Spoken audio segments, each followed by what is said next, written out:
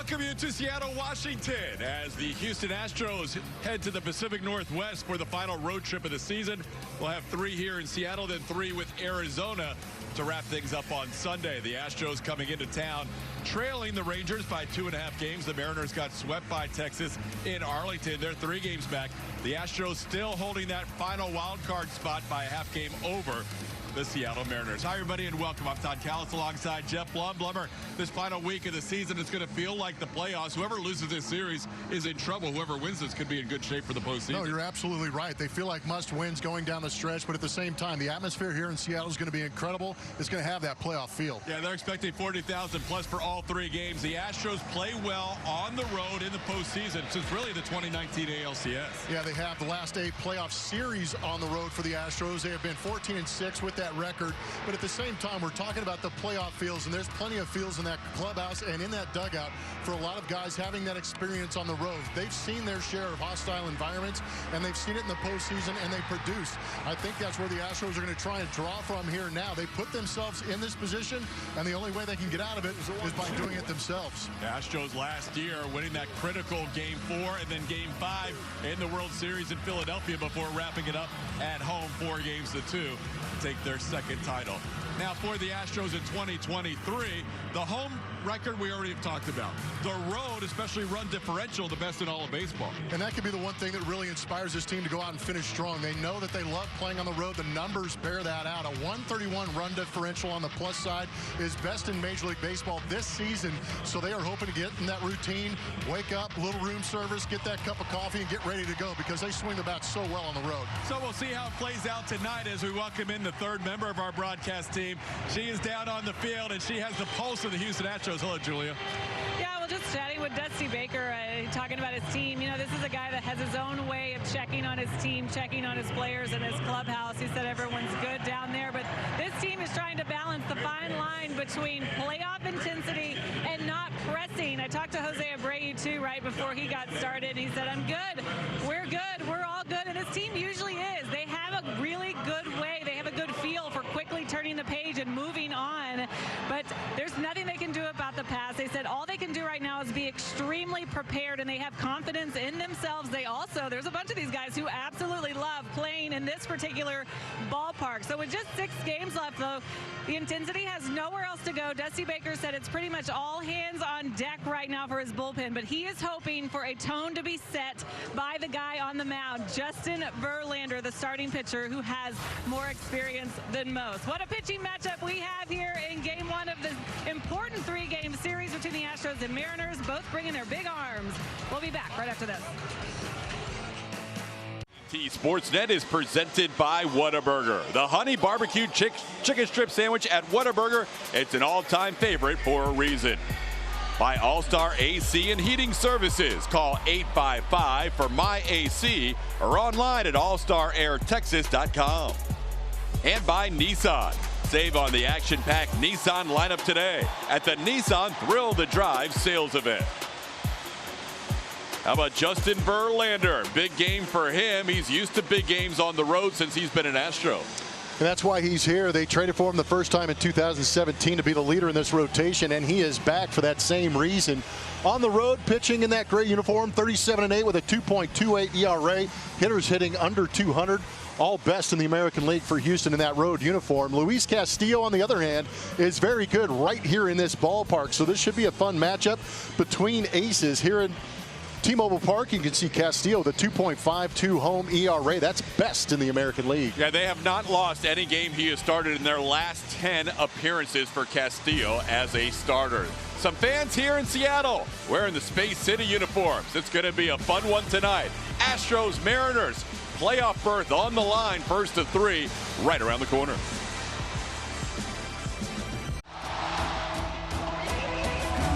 And Bregman sends one deep into left center field. This is way back, and it is gone. When I hear the echo coming, I don't stop running, grab a gun and get ready for war. Alvarez launches deep right field, and this one is gone.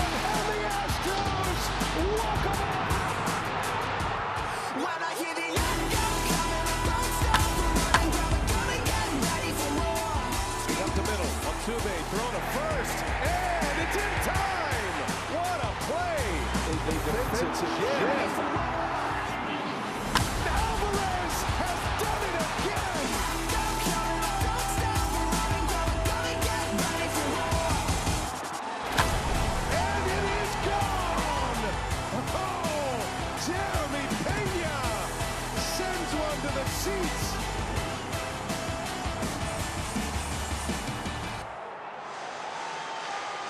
Astros and Mariners, final week of the regular season. Jose Altuve will lead things off tonight, followed by Alex Bregman and Yordan Alvarez.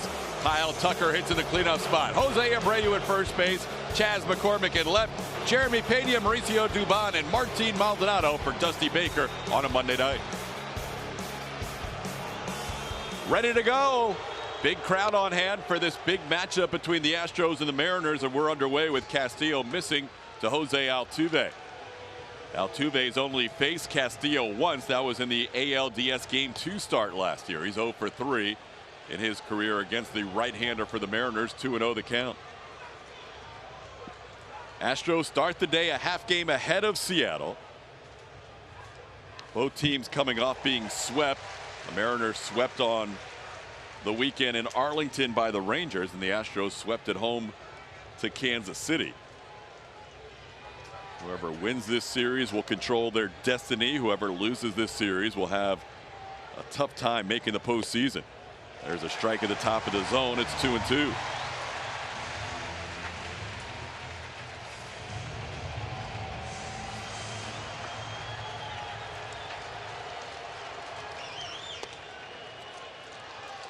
A little bit low with that sidearm delivery. 3/4. It's 3-2.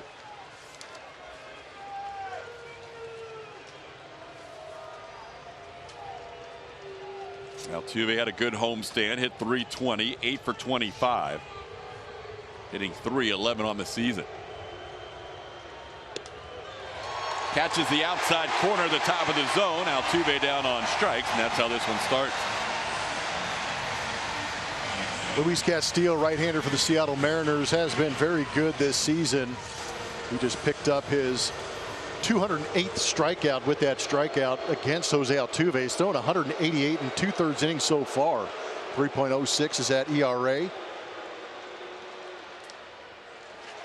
Velocity already at 98 miles an hour. Alex Bregman taking a called strike. 58 degrees at game time. Expect about the same type of weather for all 3 night games here in Seattle. A rainy afternoon here in the Pacific Northwest as Alex Bregman tries to get things rolling. He had a homestand where he had just 1 hit. It was a home run in 21 at bats. He walked 7 times in that 6-game homestand as the Astros dropped 5 out of 6 to Baltimore and Kansas City. And the count's 1-2 on Bregman.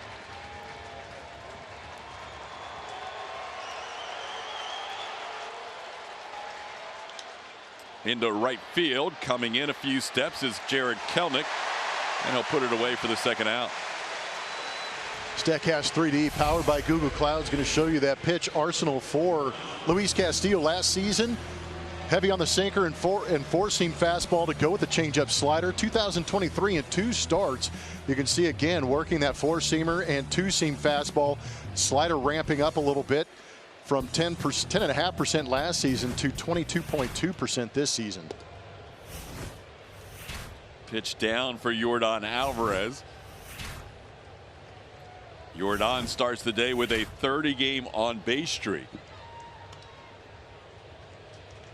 Has had more RBIs than games played during that on-base streak. 31 runs batted in those 30 games. And now 95 on the season. He leads the team with 29 home runs and has had 2 home runs in his career against Luis Castillo. He golfs one deep down the line in right. It is hooking, and it's going to hook foul. Home run distance, and Mariners fans have seen enough of Yordan through the years. Well, the stadium hasn't quite filled out yet. I know these are sellouts and fans still getting here on a Friday night, but when he walked into the box, I don't know if you noticed, it got quiet. They know what this guy can do. This ball drilled into left center field, and that is going to be down to the wall. Yordan Alvarez with an extra base hit here with 2 outs as he laces a double the other way. It's the joy of having Jordan in your lineup. You'll see it right here on our MD Anderson strike zone. After a slider down and in, he takes 99 on the inner third and is able to pull the hands in close enough to the body to be able to hit that hard going the other way. That is a line drive to the opposite field gap at 108.2. It's good batting. Now Kyle Tucker will bat. Tucker, like Jordan, had a home run against Castillo in that postseason game, game 2 of the ALDS last year, when the Astros took a 2-0 lead in that series at Minute Maid Park. Allen catches the bottom of the zone for a strike, 0-1.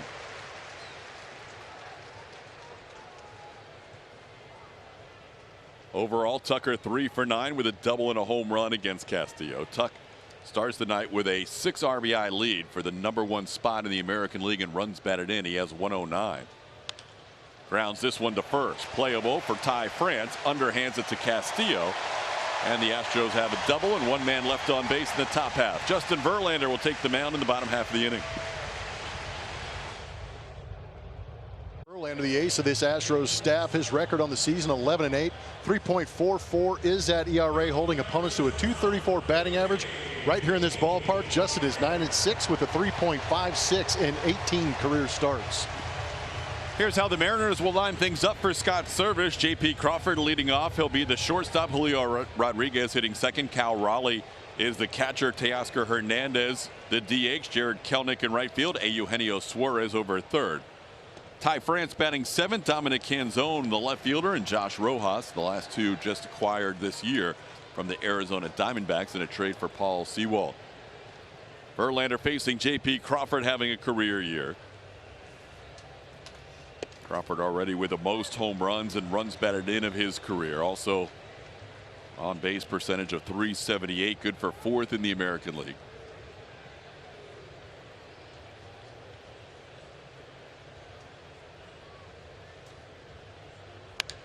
Grounds one slowly to the right side. Jose Abreu will toss to Justin Verlander, and a good start for JV on a weakly hit ground ball. The Astros starting defense is presented by Xfinity. Here is how they line up tonight, with Mauricio Dubon in the middle of the outfield, Chas McCormick in left, and Kyle Tucker as usual in right field. Alex Bregman has played all but 1 game this year. He's over third base next to Jeremy Pena. Jose Altuve and Jose Abreu over on the right side. Martin Maldonado behind the plate.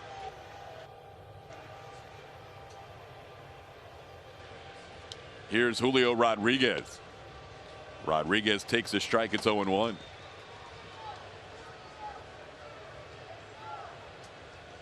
Rodriguez 2 for 4 with a couple of runs scored in yesterday's game. Went 5 for 24 on their road trip, coming off the August Player of the Month for Seattle. He's had quite a year. He's got 31 home runs, 100 runs scored, and 100 RBIs.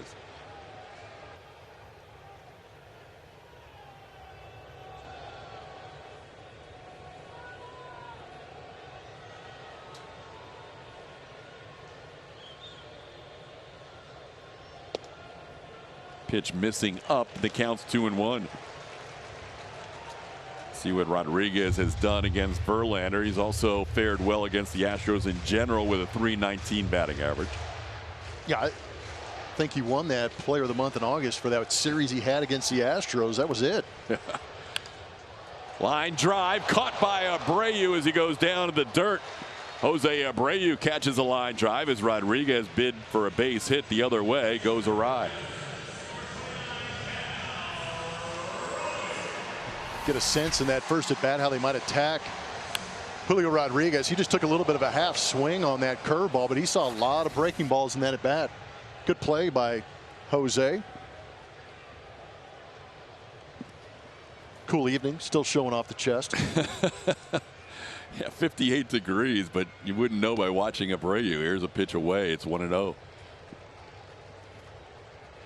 Kyle Raleigh, big year behind the plate and with the power from the catching position. 30 home runs for Cal.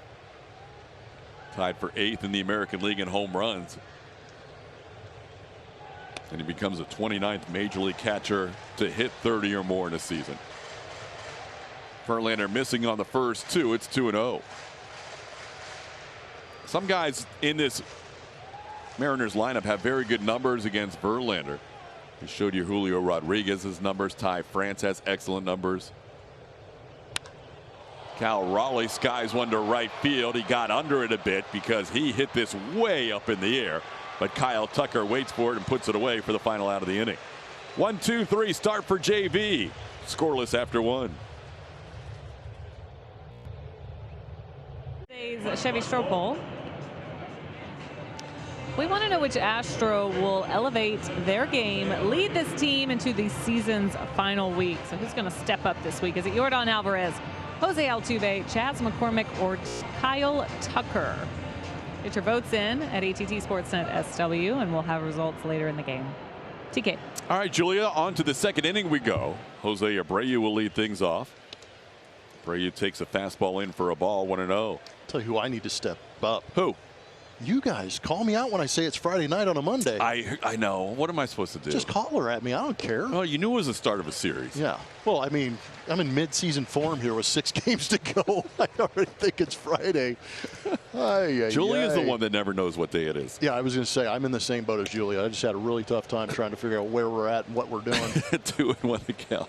I'm locked in. Monday night, final Monday of the regular season. The postseason will start a week from tomorrow, and hopefully the Astros are a part of it. And they need to win this series to have a decent shot to be a part of it. There's a lot of different permutations and math you can do, but the bottom line is you can't clinch the series with a sweep. You can't be eliminated from the postseason if you are swept. But if a team is swept in this series, they're basically on one last thread for a chance to make the postseason. Here's Abreu into right center field, falling quickly. That's going to be down for a hit. And it's off the glove of Rodriguez and goes to the wall. Abreu's thinking about going to third. He's going to try for it. The throw is not going to be made. Jose Abreu, with everybody on the top rail with their arms raised, has a triple to start the inning. Boys are juiced after that one. How about the fact that Jose Abreu hit that ball hard going the other way, and as it skipped off the glove, he has the entire play in his visual. So as he's running, he's watching this. There it is, skipping off the glove and then trying to track it down. It kind of settled underneath that wall, but right here you're going to watch Jose Abreu admiring the guaranteed double. But he kicked it in pretty good. Now with the infield in, a long way to go for Josh Rojas. Tough read for Abreu. He elects to stay at third. Probably would have been able to score with the amount of ground Rojas had to go. He's probably still trying to catch his breath from sprinting out this triple. But you can kind of see he knows the double's there, but with it kicking off the glove, that's when he makes that decision. Doesn't break stride. Nicely done.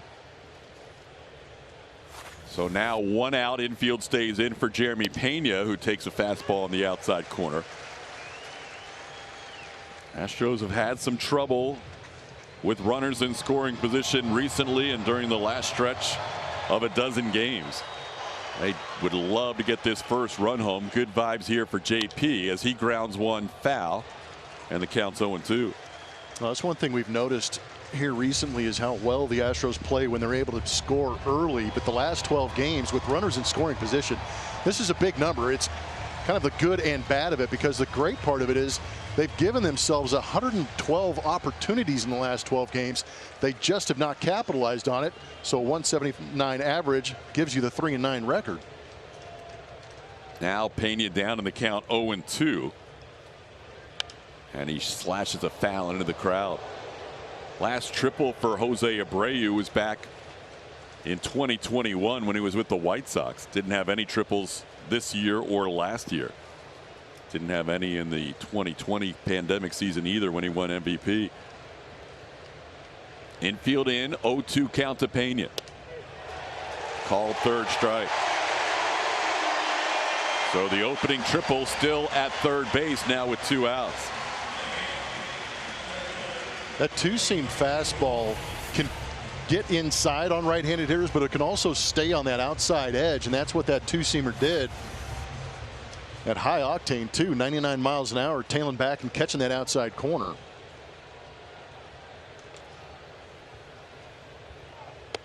Now Mauricio Dubon goes after the fastball and misses it. It's 0-1.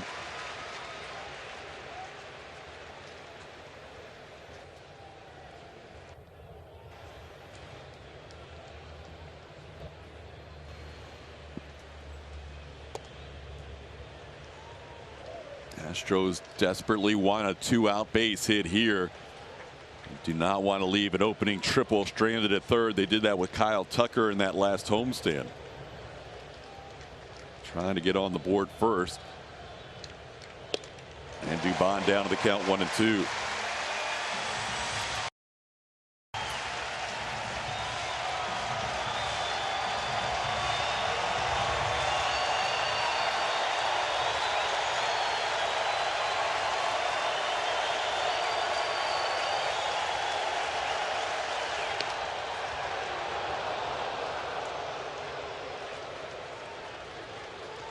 I think from Abreu's angle, that ground ball was a tough read. He didn't realize Josh Rojas had to go about 4 or 5 steps to his left. But had he broken it initially, he probably would have been able to make it home on that initial ground out. Into right center field. Dubon's going to come through with a 2-out base hit. That is huge as the Astros take a 1-0 lead. Abreu scores. Mauricio Dubon delivers an RBI. You're right, TK. That feels like a huge hit early on in this game, just because that leadoff triple gets out there and you want to be able to put that runner in. We saw the excitement after Abreu hustled into third base. Now you see it again with Mauricio with a big 2-out RBI going the other way. Nice piece of hitting, going to school a little bit on the fastballs away. Now Martin Maldonado will bat.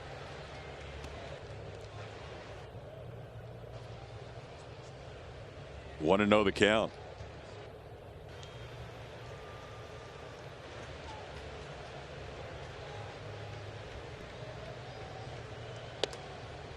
Rangers are underway in their game in Anaheim. We'll tell you about that score as the game goes along. They have not scored either side as they play in the second inning. Rangers starting the night 2.5 ahead of Houston, 3 ahead of Seattle.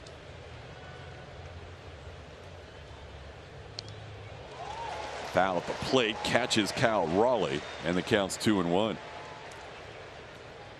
Chris Guccione, the home plate umpire, will go out and walk halfway to the mound before he throws the ball in play to Castillo to give Raleigh some time to recover. It's a nice gesture. The 3 AL West teams at the top have taken turns beating each other. The Astros have dominated the Rangers, winning 9 out of 13 this year. Seattle has won 8 out of 10 against the Astros. And the Rangers have dominated the Mariners. This ball hit well into left center field. If this goes to the wall, Dubon might score. It does go to the wall. He will score. Astros take a 2-0 lead. Martin Maldonado delivers a 2-out RBI double.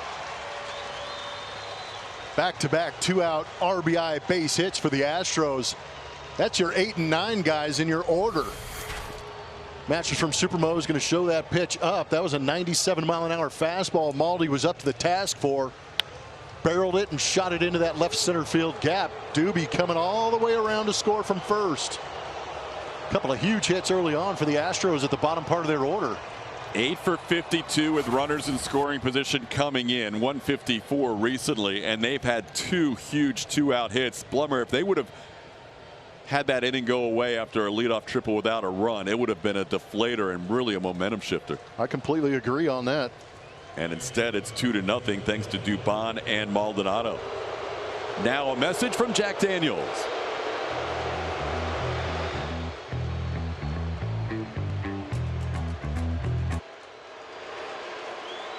So here's Jose Altuve. Altuve struck out looking his first time up. And he has a base hit. That's going to score another run. Here comes Maldonado. 3-0 Astros with 3 2-out RBI hits. TK, what is it about these road uniforms? It's amazing, isn't it? But it's good to see those guys rallying, understanding how important these games are, and they're able to attack early and score. But I also like the approach. You know you're going to get a lot of fastballs from Luis Castillo, so that's what the Astros have been able to barrel up. Altuve not wasting any time on a 97-mile-an-hour fastball. It was basically middle. Good piece of hitting. And the Astros were able to get 4 runs on Castillo in his start against them here on May the 5th. Then he returned the favor with 1 run, none earned in that start in Houston on July the 7th. But tonight, a big 3-run second inning as Alex Bregman chops one to short. 2 hops for J.P. Crawford, and that'll do it for the Astros. But a huge 3-run inning. All the runs coming with 2 outs. Dubon, Maldonado, and Altuve delivering RBI hits. Defend their World Series title this postseason, so make sure you're there to cheer them on. Tickets for the American League Divisional Series go on sale Wednesday, September 27th. Get your tickets to experience October at astros.com/postseason. TK. All right, Julia. Justin Verlander working with a 3-0 lead now as we go to the bottom of the second inning. He'll face Teoscar Hernandez, Jared Kelenic, and Eugenio Suarez. Teoscar good numbers and limited at bats against Verlander. 3 for 4 with a doubles. He fouls one back to the screen. It's 1-1. Both these teams coming into this series were looking for something positive. The Astros strike first with a 3-run second. All the runs coming with 2 outs. One of the common themes in this Mariners season series victory against the Astros, leading 8-2 with 3 games to go, is the Astros haven't been able to score a whole lot of runs against Seattle pitching. So nice to see 3 runs on Castillo early.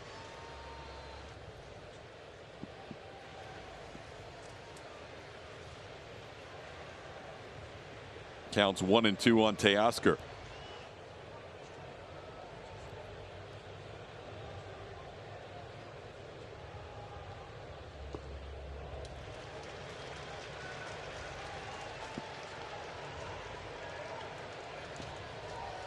Verlander, last 9 regular season starts against Seattle, very good. 8-1 with a 2.20 ERA.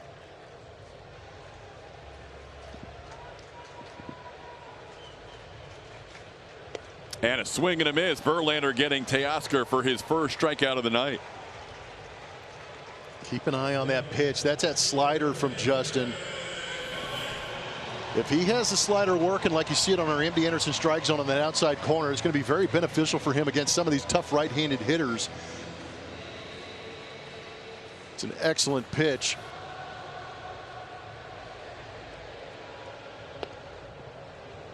Now he drops in a breaking ball for a swinging strike on Kelenic. It's 0-1.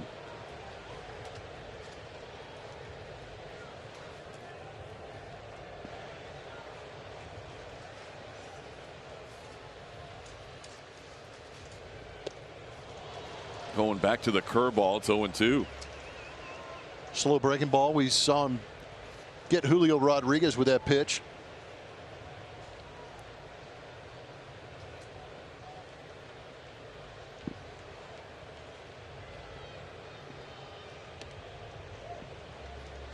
Misses in. It's 1-2.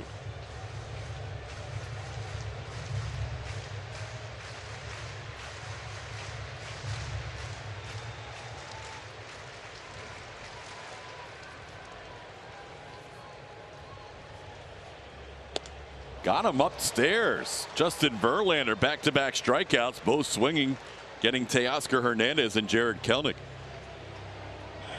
Like the late life on that fastball. That was good. 95 at the top of the zone after slowing things down with the curveballs and the slider. Now 2 outs, nobody on, and a guy that Verlander has struck out quite often in his career, Eugenio Suarez. Suarez has 23 at bats against Verlander and has struck out in 14 of those 23. Overall 3 for 23 with those 14 punch.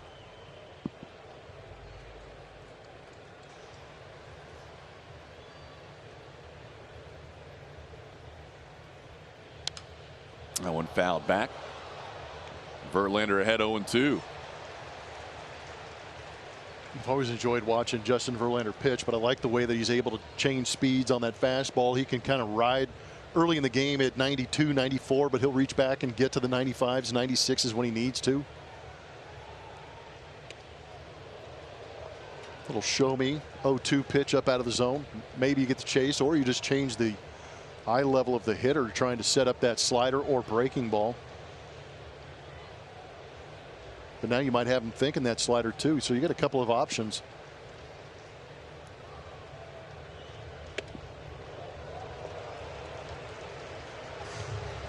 Couple of pitches up, it's 2-2.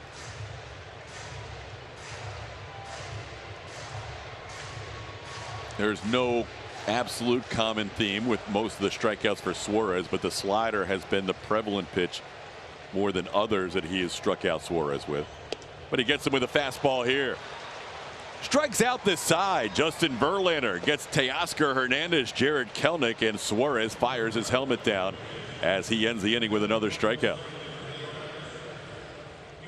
By HEB, Jordan Alvarez.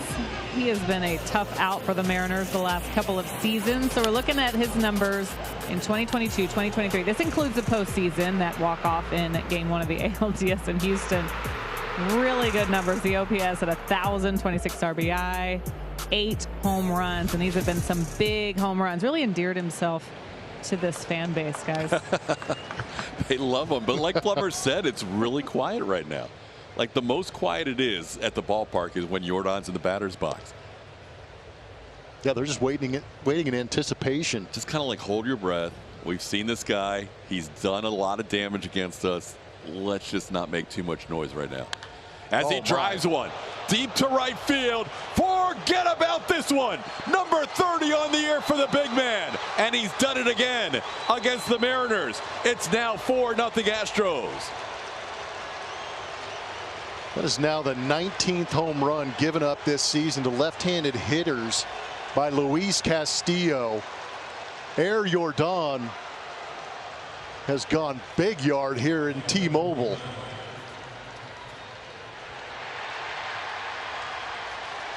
Jordan with a double and a home run to start this series. The big man coming up big early against this Mariners team. That's now a 30 home run season for Jordan Alvarez, only playing in his 109th game on the year.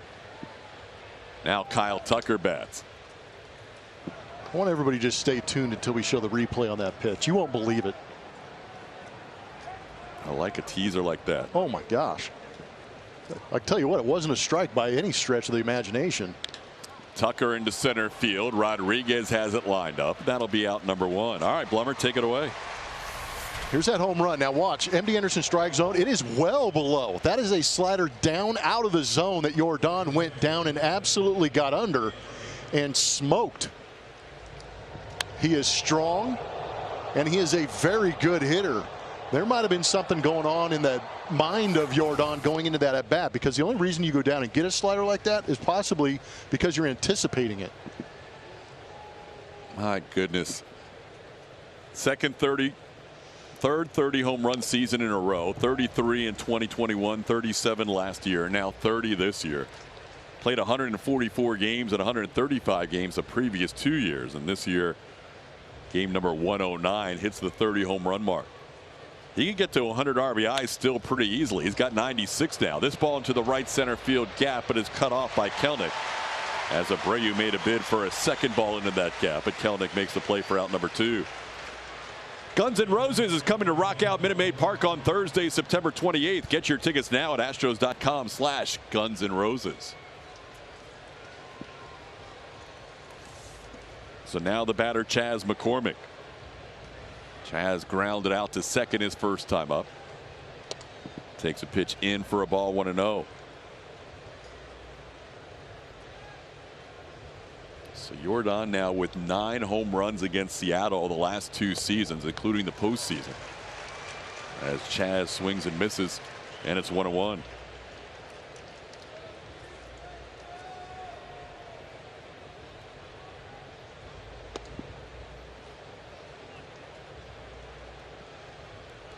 Astros with 4 runs the last couple of innings against Luis Castillo. We mentioned he has won his last 10 starts. He personally hasn't, but the team has. He's 8-0 during those 10 starts, and the team has won all 10 of his starts.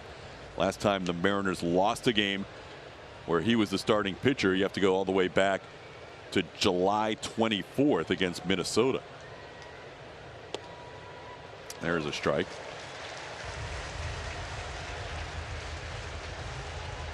Even in that game, he only gave up 2 runs in 7 innings. Didn't get a lot of offensive support that night. Well, the Astros getting Castillo for 4 early, and now Chaz with a 3-2 count. That'll be wide, ball 4. McCormick could draw a walk. That'll be the first walk allowed by Luis Castillo.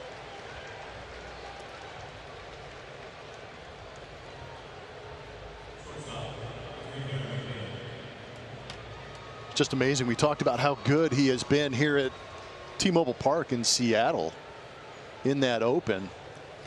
He's been holding hitters to a 178 batting average here at home, but a 4-run lead early for the Astros. It's going to inflate that 2.52 ERA he had coming in.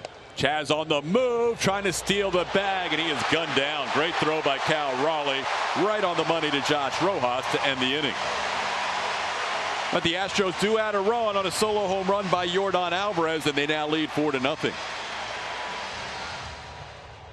Driven by Ford. We were talking about Yordan's success against the Seattle Mariners. Now let's flip it to the pitching side, because Justin Verlander has been very good against the Seattle team. First time he's seen him this year, but in his last 9, you see the ERA 2.58. Even more dominating when you look at his last 3, the 1.25 ERA, averaging more than 7 innings per outing. And the Astros moving around the rotation just a little bit, getting JV on the mound to open up the series, one of the biggest games of the season for the Astros, TK. Yeah, you're right about that. Verlander was scheduled to pitch against Kansas City as Ty France skies one way up in the air. Shallow center field. Mauricio Dubon with the call and the catch, and there's one away on 1 pitch. StatCast 3D powered by Google Cloud is going to show you some of the numbers and pitches for Justin Verlander since 2018 against the Seattle Mariners. You can see heavy on that 4-seam fastball, both to left-handed hitters and right-handed hitters, but you can see why that slider could be helpful for him against some of these left-handed hitters, holding them to a 114 batting average. But he has done a very good job with that slider since 2018, with a 189 batting average against it and a whiff percentage at 37. Verlander started on Monday a week ago against the Baltimore Orioles, working on 6 days of rest before this series against Seattle. He could be available for one of the last 2 games against Arizona, depending on how things shake out. We'll see how that slider plays tonight for Verlander as he faces Dominic Canzone here. It's 1-1.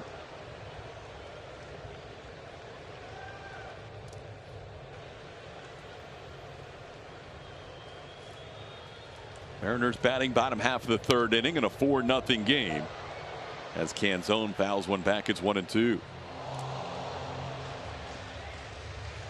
Yordan with that double and a home run tonight already has pushed that OPS back up over 1,000 for the season.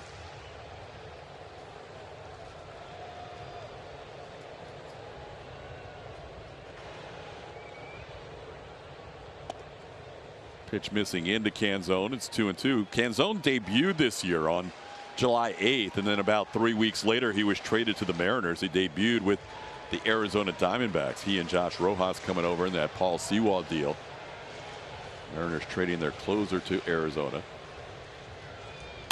This ball hit up the middle. That'll be a base hit. First base runner of the night for Seattle is Canzone, a 1-out single into right center.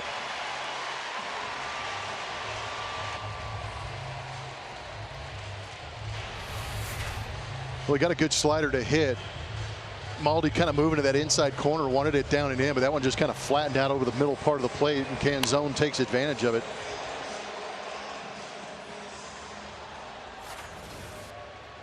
Now Josh Rojas, the hitter. Canzone bluffed to go as Rojas got quick and fouls it into the second deck here in Seattle.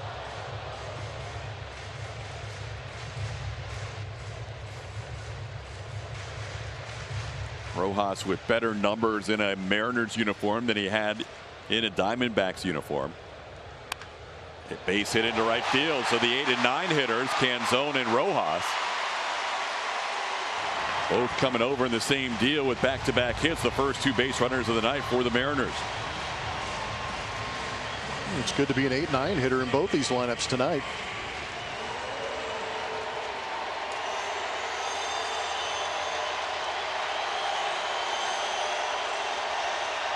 Now J.P. Crawford will bat with 2 runners on and 1 out. Crawford grounded out to Jose Abreu his first time up.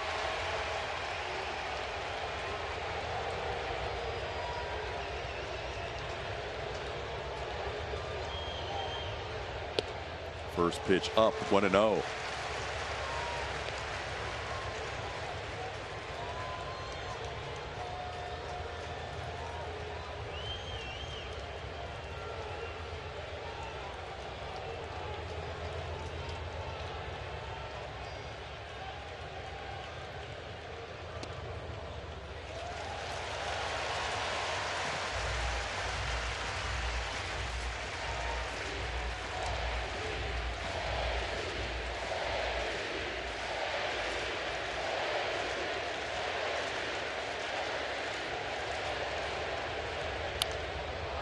Shoots a foul. It's 2-1.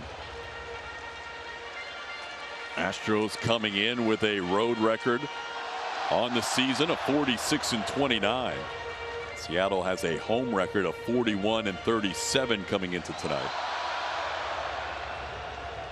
41-33 coming into tonight.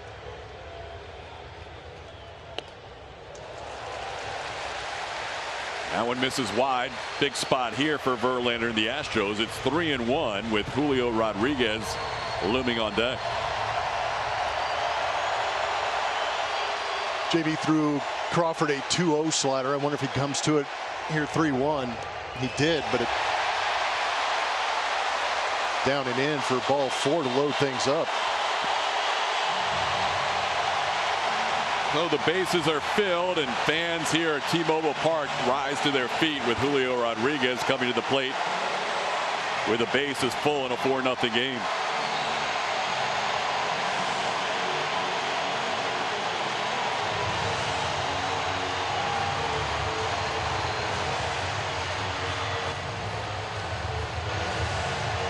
Rodriguez .368 this year with the bases loaded.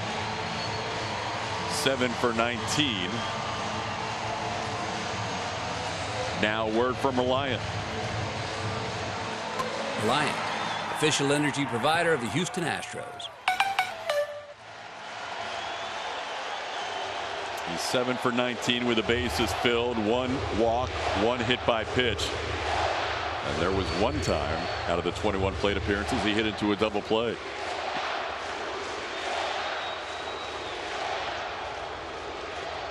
Takes one down, 1-0. Good job by Maldi.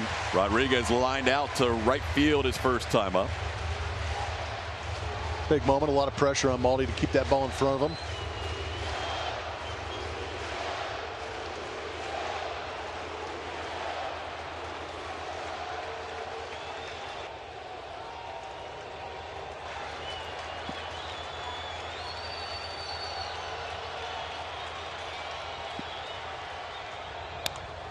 Towards short, cued, flip to Altuve, the throw picked. They get the double play.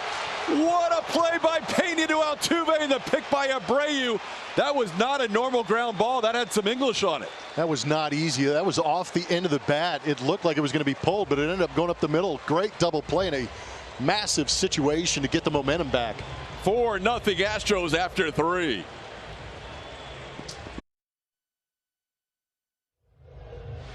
Jeremy Pena leads off the 4th inning for the Astros. And Pena fouls one towards the camera well on the third base side, 0-1. Jeremy with a great job, we'll show you after his at bat, on a ground ball off the bat of Julio Rodriguez, which was not a routine ground ball. It had a lot of spin on it. This one grounded towards third. 2 hops for Eugenio Suarez. That is more of the routine variety. But let's go back, Plummer, to that inning-ending double play with the bases filled. No, it's off the end of the bat. It'll be tough to see on this angle because it actually started to his right, then moved to his left. He had to adjust to it, and the hop wasn't normal either. You could see it handcuff him a little bit, but able with his momentum to give that flip to Altuve. Altuve with the quick, strong throw, and don't discount what Jose Abreu did as well. That was a great pick on a double play of a pretty good runner. That was with the place jumping here. They were as loud for that at bat as they have been all game long, standing for Julio Rodriguez, as you would imagine, with the bases filled. As a huge momentum turner back to the Astros, and now Mauricio Dubon bats with an 0-2 count. Dubon put the momentum in the Astros' favor with a 2-out RBI single his first time up. It scored Jose Abreu as he goes down on 3 pitches here. That'll be strikeout number 3 for Castillo.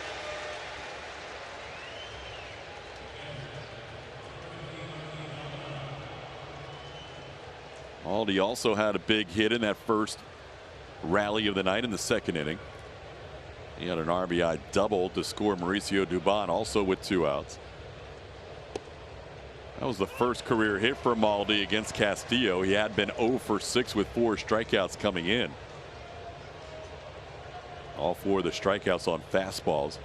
As he goes after the fastball up, it's 0-2.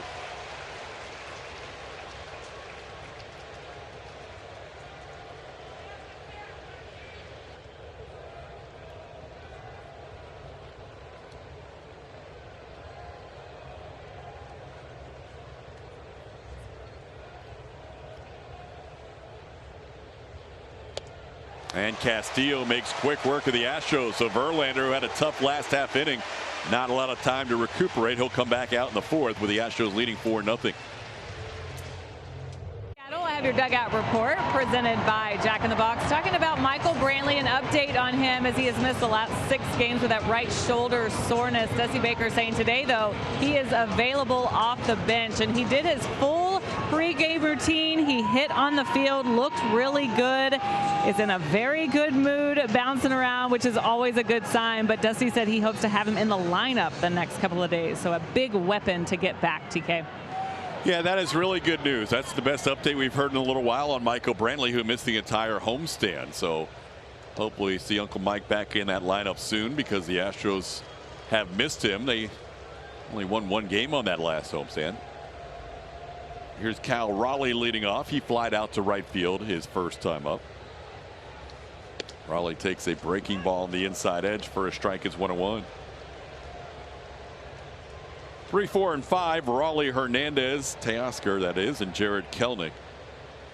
Astros getting a huge inning-ending double play off the bat of Julio Rodriguez to end the 3rd. Raleigh sends one down the line. Tucker giving it a look, but it's into the stands. Counts 1-2.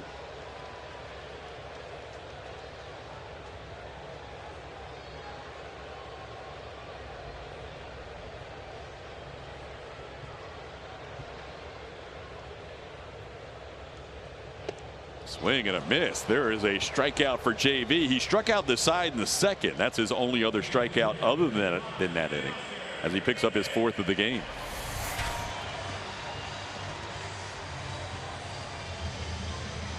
Good action on that fastball, kind of riding through that zone, getting the swing underneath it.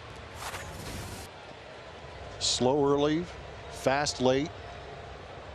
It's been effective for him in 3 of the 4 strikeouts in this ball game for Justin. Just that call on Teoscar Hernandez for a strike.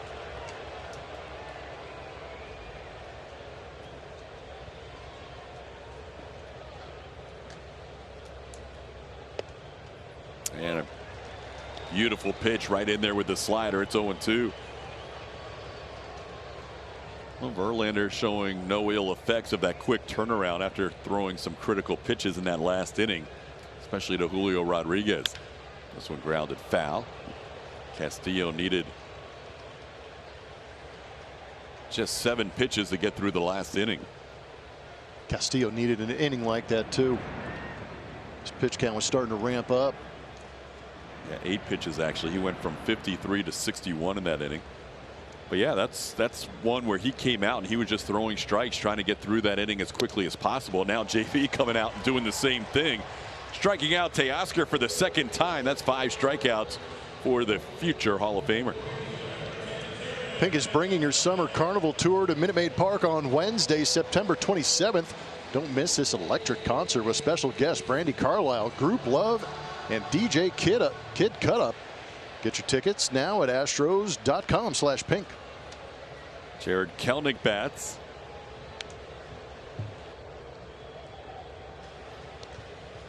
Kelenic struck out his first time up.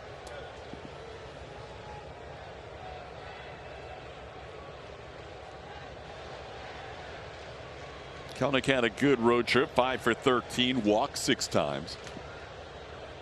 The guy the Astros didn't see the last time these two teams met. He was on the injured list, but back and healthy now as he swings through That curveball got him down to the count 0-2 the first time. It looks like he doesn't like that curveball at all. Just not enough patience to let that pitch get there. Justin's been throwing at 77 to 79 miles an hour. And as a hitter, it just feels like you see it forever and it just never gets to you. So you start to try and go get it.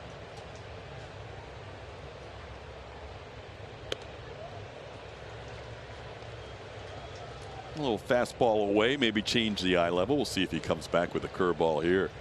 He's already struck out the side once in this game. He's ahead 1-2 on Kelnick, having struck out Raleigh and Teoscar. He got him.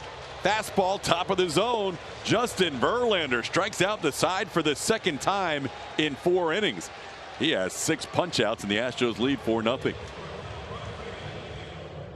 Sportsnet is presented by Saltese Beer Salt Strips. Peel it, stick it, lick it. Ask your local retailer or shop saltese.com. By Rooms to Go. Shop a huge selection of beautiful rooms, all under $1,500. And by Defender. Jose Altuve takes a strike. Underway in the 5th inning. Glad he could join us from Seattle. Todd Callis, Jeff Blum, Julia Morales.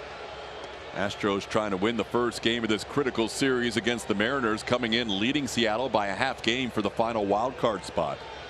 Toronto not playing today. They have the second wild card spot. Texas is playing. They lead the Astros by 2.5 and the Mariners by 3 in the AL West. And the Angels actually lead that game 1-0 as they play in the 4th. As much as Mariners and Rangers were cheering for the Royals over the weekend, now the Astros and Mariners cheering for the Angels in this 3-game series as Altuve goes down on strikes for the second time. Castillo has 5 strikeouts and he has struck out the last 3 batters. All 3 of them with the fastball too. Here's Alex Bregman 0 for 2.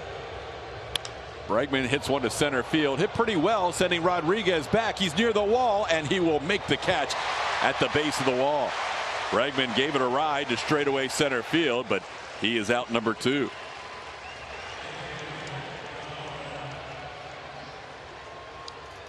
So Yordan Alvarez continuing that on-base streak. He has got a couple of on-base streaks of 30-plus games, 2 in single season since 2005. Alex Bregman on there in 2018 did it. Votto Cabrera and Michael Young back in the day getting it done. Pretty impressive to be able to have 30-plus game on-base streaks. Only 5 times in 18 years. That's pretty good. That is pretty good. And he's been on base, as you like to say, with malevolent swings so far tonight. Yeah, he's not one of those guys. I mean, he'll take his walks because obviously they're going to pitch around him at times, but he'll also do some big swings. Already in a double and a home run tonight. Yordan's got that OPS up to 1,010 and continues to make enemies here in the Pacific Northwest. They are not too fond of the big man Yordan Alvarez and what he's done to their Mariners through the years. Goes down on strikes here. Castillo has found that the last couple of innings, retired 6 in a row, 4 of them on strikeouts.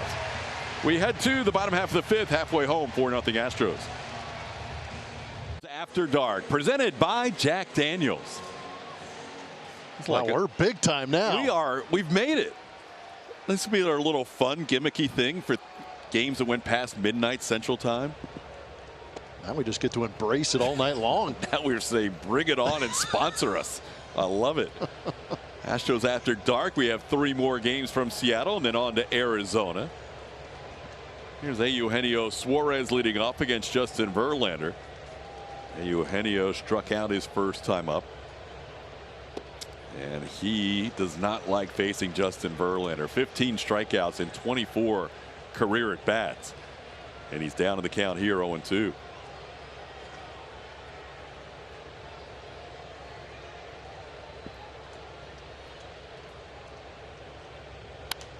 Puts it in play, but he pops it way up in the air. Jose Altuve makes the call. This time he's not deking anybody. He makes the catch for the first out. A lot of times he stands there like that when he's deking people. Yeah, it could be a fly ball to dead center. He's going to do the same thing. So Verlander gets Suarez to pop up for the first out. I'll bring up Ty France. Astros fans probably shocked to see Ty France hitting 7th in this lineup. A week or two ago, I saw a game that he was hitting 8th, and I thought he may have come in for double switch, but he actually has started 3 games hitting 8th this year in the Mariners lineup, and now his 18th time batting 7th. He's hitting .250 coming in on the night, and was retired on the first at bat tonight on a fly out to center field. But the Astros fans haven't seen anything but hits from this guy through the years.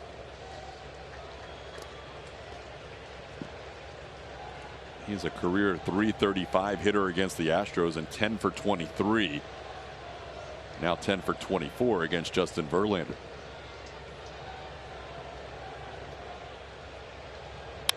Ground ball, one big hop. Alex Bregman has it. His throw in time, and that'll be the second out. France retired. The Astros Foundation's Diamond Dreams Gala, presented by Chevron, returns on November 11th. It features Grammy Award-winning singer-songwriter Seal. All proceeds directly benefit the Astros Foundation and New Hope Housing. For more information, visit astros.com/gala. Since the bases were loaded and Julio Rodriguez hit into that double play, Verlander now has retired 6 straight. Dominic Canzone started that rally with a single with 1 out in the 3rd inning. Here's Canzone batting for the 2nd time, taking a breaking ball for a strike, 0-1.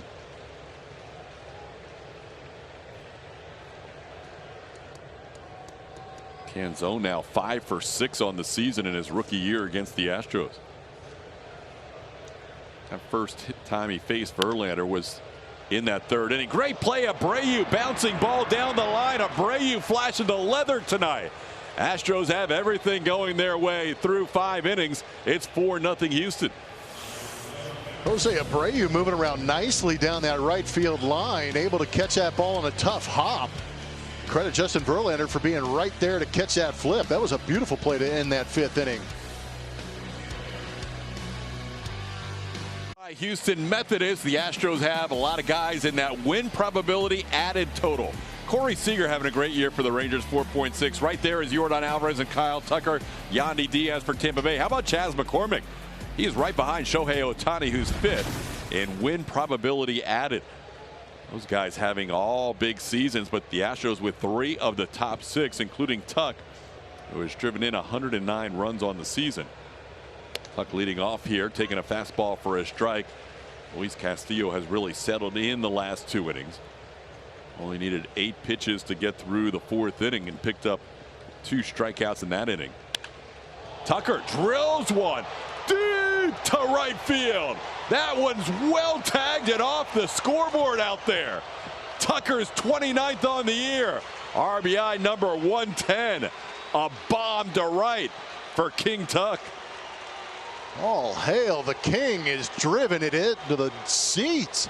This ball went over the bleachers in right field.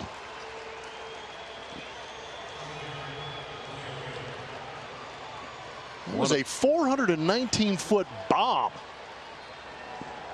Conqueror of the Northwest. Tuck unloads, and now Jose Abreu taking a strike. Jordan's was 439 and that one was 419. That looked majestic as it went down the line and got, like you said, over the entire section in right field. Now he's just 1 home run and 1 stolen base away from a 30-30. Let's go Tuck. Right now he has 29 and 29. He's tied with J-Rod and Bobby Witt. Actually, he's not tied with him. He's the only guy other than Julio Rodriguez and Bobby Witt Jr. who have gotten 29 home runs and 29 steals this year. That's where that hit. Yeah, right where it says Abreu is where that thing hit. But previously, Tucker tried to knock one off his name out there. The Astros now up 5-0. Abreu just a piece to stay alive. Jose has tripled, his first triple in 3 seasons, and flied out to right.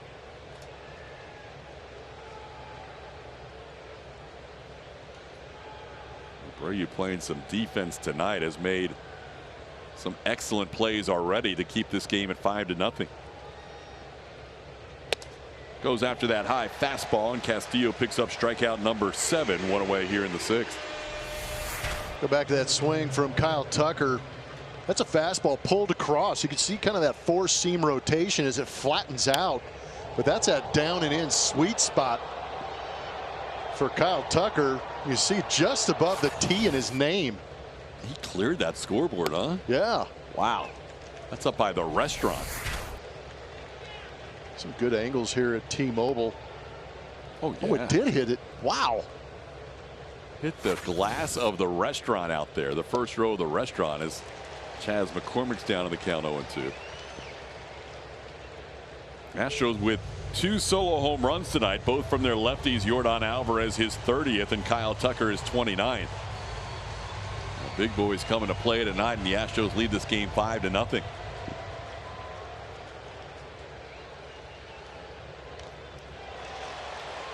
McCormick. Gosh, Cal Raleigh's taking a beating. Yeah, this time of year too. He's probably, yeah, right. He has taken a few foul balls as Chris Guccione tries to give him time to recover. Yeah, give him as much time as you need. My goodness. No, that's what's interesting about Luis Castillo is the fact that he is an extremely good pitcher. But left-handers in comparison to right-handed hitters have much better numbers. 220 is the average, but the OPS is up and the power is up. Now Chaz sends one to left field. Pretty well hit. Canzone, though, will make the play. That ball had a little top spin, as Chaz sometimes does on those balls to left field, and that'll be out number 2.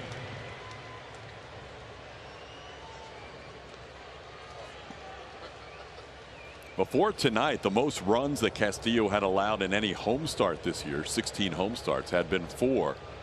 That was against the Astros on May the 5th.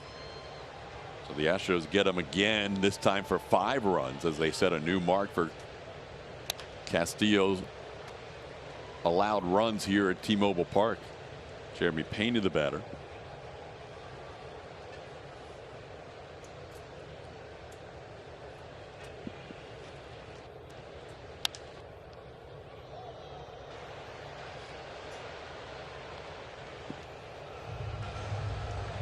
Coming in with the best ERA at home in baseball. And the Astros have 5 runs on him in 6 innings of work. Pena has struck out and grounded out tonight. 0-2 pitch. A little ground ball foul. Now, we've been talking about this offense. They've been actually pretty good in September.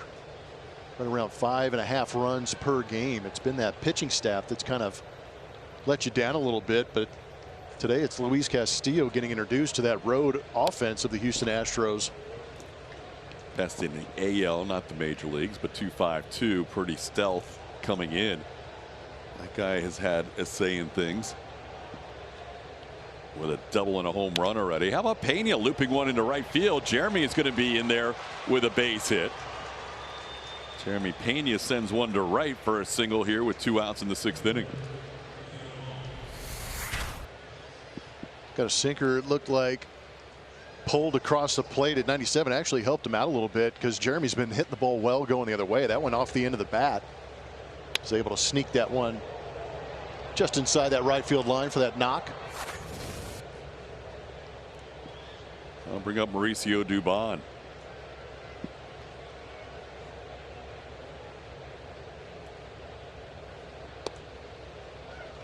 Well, it sounds like similar thing. You mentioned he pulled that one against Pena, pulled the one against Tucker. Yep. Both times they were set up on the arm side for Tucker away, for Dubon inside. I mean, for Pena inside, and both times he missed on the glove side. Well, that's kind of the thing that we've, as much as the Astros, they swing the bat well, but we're talking about also when they're in that runners in scoring position, they haven't gotten many mistakes, and when they have gotten the mistakes, they haven't capitalized on them. And it really feels like today there's a little more aggression on the mistakes inside the zone. Good take, 2-1.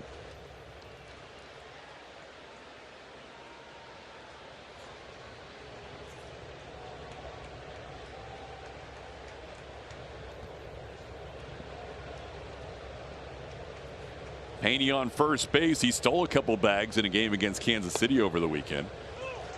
But stationary here. It's 2-2 to Dubon. Dubon had one of the bigger hits of the night. The Astros had that leadoff triple from Jose Abreu in the second inning. Then Chas McCormick rounded out with the infield in. Jeremy Pena struck out, and Dubon, with 2 outs, singled home the runner. Dubon goes down on strikes here. That'll be strikeout number 8 for Castillo, but the Astros add to their lead. They got a big swing from King Tuck. Pulls the hands in nicely, explodes through contact, and puts the Astros ahead 5-0 through 5.5. To be a member of the Coca-Cola Shooting Stars team, now is your chance. Auditions for the 2024 squad will take place December 1st through the 3rd. Learn more and register to audition today at astros.com/shootingstars. TK. Julia, thanks. Bottom of the 6th inning going. Julia, how's it going down there? I know people with 58-degree game time temperature are a little concerned on the internet. I'm good. I'm good. Right. I have a heated vest, a couple of blankets. No, things are good down here. This is one of my favorite spots to be. You know, the crowd's kind of right on top of you too. These fans are. I was expecting a sellout crowd. It is not sold out by the look of it, but they are intense fans. This feels very playoff atmosphere-ish down here. They were expecting about 40 for the 3 games against the Astros, and then maybe 45 every game for the Rangers series beginning Thursday. So yeah, it's going to be intense this whole 3 games. This is basically, this building's going to be rocking for the next week. This is basically, it's not loser leave town, but it kind of has a little bit of that feel where the loser's going to be in trouble trying to get to the postseason. The winner will still control their destiny of this series. Now, if one team sweeps the other, oh boy, that other team who gets swept might be on the brink of elimination. They'll be right on the edge of the cliff. Right now, Texas is still losing their game in LA. It's 1-0 as they head to the 5th inning. 1-2 the count on Josh Rojas. Ground ball towards Abreu. He's done everything with the glove today, so why not just take it to the bag himself? 1 away here in the 6th inning. An interesting pitch usage today for Justin Verlander. It's been a pretty even mix between that slider and curveball. The slider working effectively, but we've also seen that slow breaking ball get in there. Four-seam fastball at 36%. But how about the strike rates? He is absolutely in the zone with that curveball and getting ahead early with some of that spin to be able to finish off these hitters with strikeouts with the fastball late.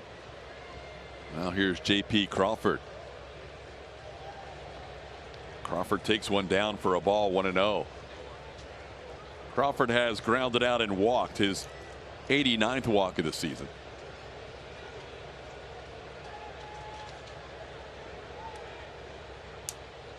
Mariners have their bullpen going with Trent Thornton warming up. Luis Castillo still with a relatively low pitch count. Yeah. Be surprised if they took him out at this point. He's at 92. Okay, he got up to 92 then? Yeah. He was at 70 going into that last inning, so the Astros putting 22 pitches on him last inning. That helps. This ball sky to center field. Mauricio Dubon will float under it, and that's the 2nd out. Time now to name that Astro powered by Reliant. We're going to give you 3 clues. 1997 division clincher, single season record holder, multi-award winner. If you know who that Astro is, hop onto social media and go to @ATTSportsNetSW. Tell us who you think that Astro is. You're going to have to bear with us a little bit longer to find the answer. Here's Julio Rodriguez. How about the Verlander pitches per inning? I was just about to comment on that rhythm he gets into where once an out is made, he gets the ball back. He does that little sweep thing with his feet on the pitching rubber. He does the same thing every time, and he's ready to go. He's got that little vintage Verlander attitude going tonight. And he's got some pretty nice kicks as well. Oh, 1 pitch to Rodriguez has popped up. Can Abreu get there? He's done everything else tonight. Why not make this catch? He does. Jose Abreu retires Julio Rodriguez. Justin Verlander, a 1-2-3 inning, has retired 10 in a row, beginning with that Rodriguez double play with the bases loaded. Incredible night of Mike Scott. Scotty on this date would clinch the NL West with a no-hitter. 13 punch getting the San Francisco Giants. What a way to wrap up the National League West Division. 2-0 win over the Giants, and Mike Scott the hero on this night. What a night that was in the Astrodome. NL West champs thanks to a no-no. Can you imagine the party after that when you clinch the division and you're celebrating a no-hitter? Unreal. That would be incredible. Unreal. I got Astros fans with sombreros hanging out in Seattle.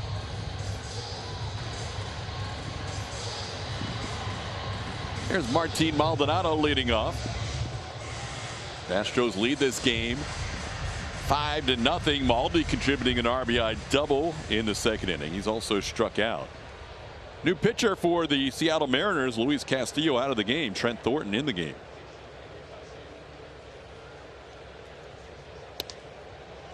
Thornton's got some pretty good numbers on the season.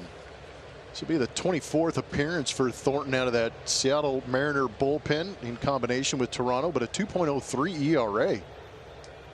He's been very good.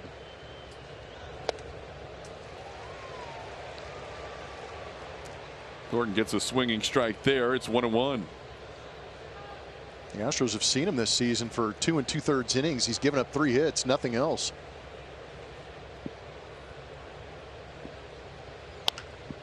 Grounded foul. How about the 1986 Cy Young Award voting with Mike Scott edging out Fernando Valenzuela? Scotty winning the '86 Cy Young. Didn't hurt to remind voters how good a season he was having with that no-no to wrap up the division. Some recency bias in that voting, yeah. Maybe. I mean, when Justin Verlander won it, yeah, getting Garrett Cole in 2019, he had that no-hitter against Toronto. Yep. Maldonado bidding for his second hit tonight. He's going to find it. A little flare into left field, drops in front of Dominic Canzone. Martin Maldonado 2 for 3, a leadoff base runner here in the 7th inning.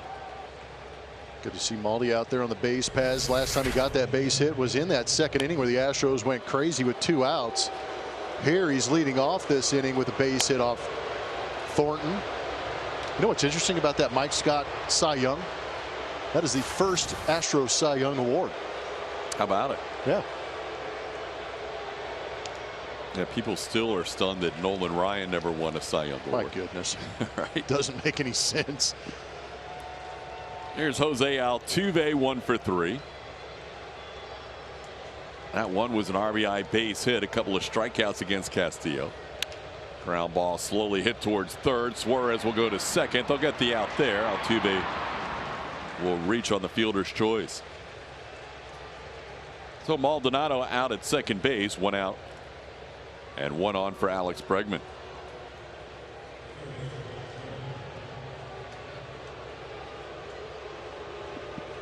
Bregman 0 for 3 tonight, trying to snap an 0 for 14 that he's currently in. Average dipping down to 260.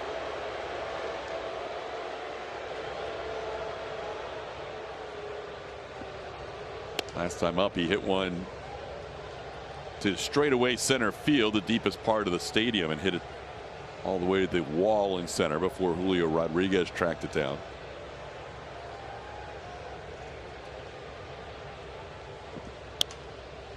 This was popped up foul and out of play. Astros scoring 3 runs with 2 outs in the second inning. Yordan Alvarez adding a leadoff home run in the 3rd. Kyle Tucker adding a leadoff home run in the 6th inning. Now it's a 5-0 game as we play in the 7th. Ground ball towards the middle, could be 2. Rojas steps on the bag, makes the throw to first, and that'll do it for the Astros in the 7th inning. A hit and a double play will end the inning. A 7th inning stretch time. We're going to check in with our Rooms to Go lounge back in Houston. Start from the number 1 in their rotation, and they've gotten it so far. Justin Verlander has been on a mission. So far, 6 innings strong. Only 2 hits against him. Plenty of swing and miss, 6 strikeouts, and he's been very efficient in going out there and attacking that strike zone. He's been doing a good job with the spin. Also, the curveball and slider have looked magnificent. And he's finished off a couple of these hitters late with the fastball, touching 95, 96 with that fastball. You gotta love 11.5 pitches per inning for JV as he works into the 7th year. About to throw his 70th pitch. He'll face the number 3 hitter Cal Raleigh. Raleigh is flied out and struck out. Showing bunt, taking one off the plate for a ball, 1-0. Mariners had all 3 of their base runners bunched up tonight. They had a single from Dominic Canzone with 1 out in the 3rd inning. Number 8 hitter got on, and number 9 hitter Rojas followed with a single of his own before J.P. Crawford walked on 5 pitches. But then it was a huge inning-ending double play turned on Julio Rodriguez with the bases loaded and 1 out. Verlander had retired the first 7 leading up to that trio of base runners reaching, and now he has retired the last 10. He's 2-0 here on Raleigh. There's a strike poured right in there.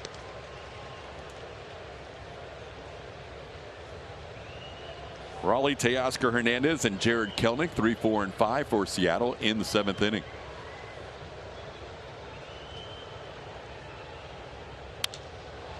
Popped into shallow left center field. Long run for Dubon. Also McCormick, who wants it. Chas McCormick takes it. Dubon ran in front of him, and Chas made sure and went down to a knee to make the catch. That's an impressive catch by Chas with Mauricio Dubon cutting in front of him. Left-handed hitter, so that ball is going to slice more towards left field. But Dubon put a pretty good deke on Chas McCormick, who's able to kind of bobble it and stay with it. You're not trying to screen your own defender out there. Yeah, it's not ideal. You can see that ball wasn't completely secured by Chas. He kind of rattled around in his glove. And normally the guy who's not catching it trails behind, kind of leaves the area open to let the guy see the ball all the way down.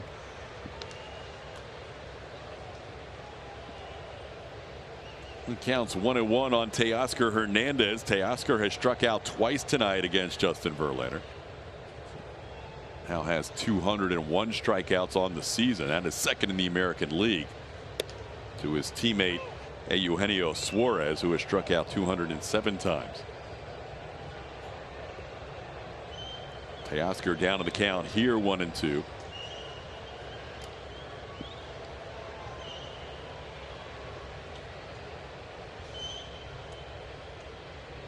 And he got him for a 3rd time. Justin Verlander striking out Teoscar.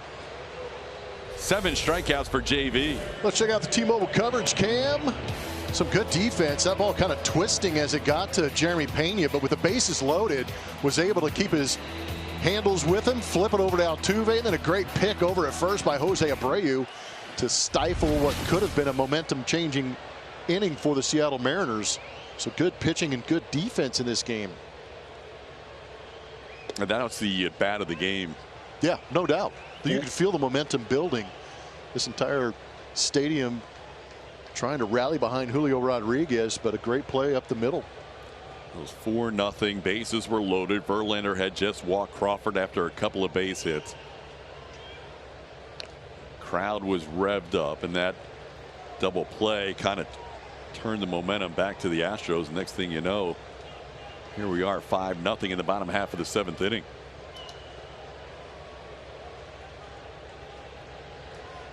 Verlander with an 0-2 count on Kelenic. Kelenic has also struck out twice.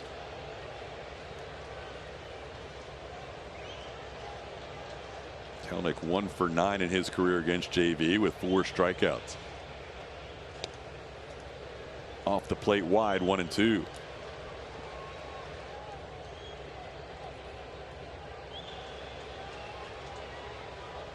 Been a quiet night for the Astros bullpen. Justin Verlander has been in command tonight. Just 80 pitches. His pitch count the last 3 innings has been 10 pitches per inning, as Kelenic fouls one away. Threw 12 pitches in the 4th, 8 in the 5th, and 10 in the 6th inning.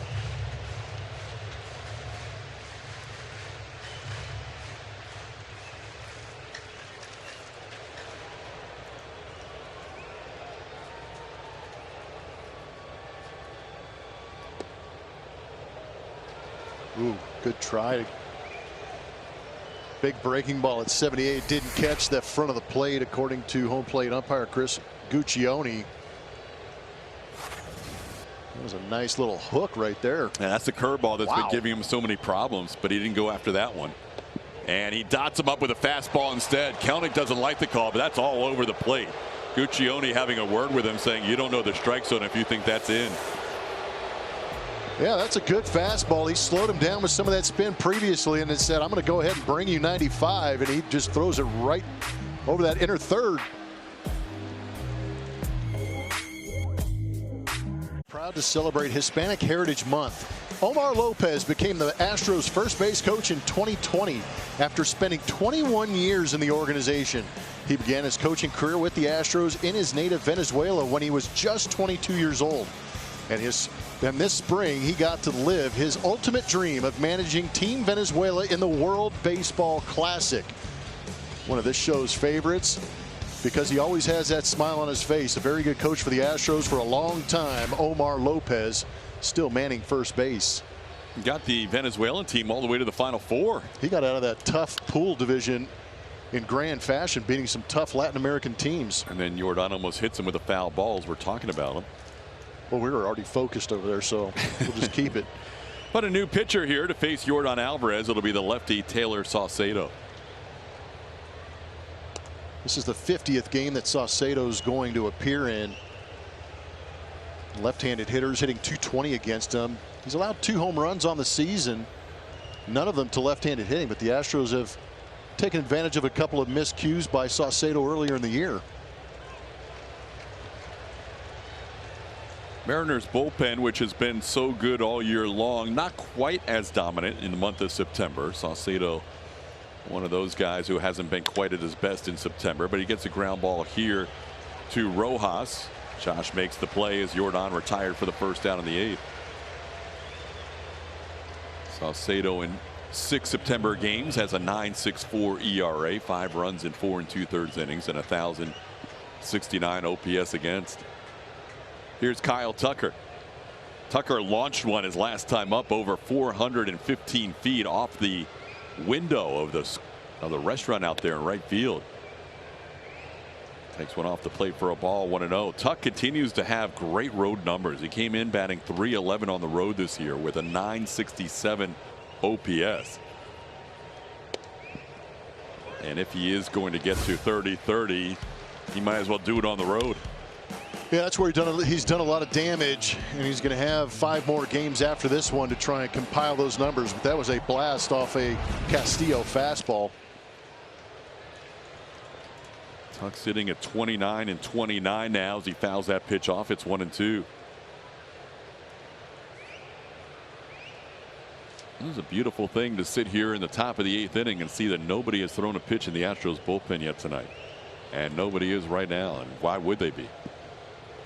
It's been a JV vintage game tonight. Yeah, it's been a little bit of a throwback, and those guys are getting to know each other a little bit better.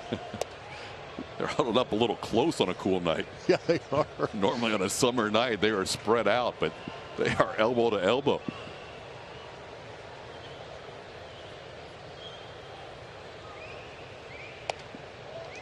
Good take by Tuck. Try to get a chase on 3-2. Instead, Tucker has his 78th walk of the season. He's a 1-out base runner. This week on Astros Bases Loaded, we go behind the scenes with the Astros for the latest HEB commercials. And Brian Abreu tells Julia about getting ready for the stretch run. All that and more on Astros Bases Loaded tonight after the postgame show. What did Brian Abreu tell Julia, that he was going to dominate the stretch run? Yeah, he said what Altuve said a couple of years ago. I'm pretty good. That guy has been remarkable. I mean, he has been as lights out as anybody in baseball now for over a month. Here's Jose Abreu. Abreu a triple in 3 at bats. Scored the first run of the game.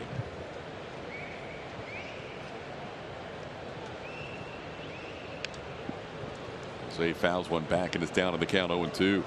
Brian Abreu said a lot of good things in that interview. He didn't say I'm pretty good like Altuve. But this is a guy who just keeps figuring things out and, you know, getting further into his career, how to take care of himself, what to do late into the season. I mean, this is when he came on strong last year. Watch out. I know. Well, we were watching for you. Okay. We were going to yell. What are you going to do? We were going to yell. We're going to yell heads up.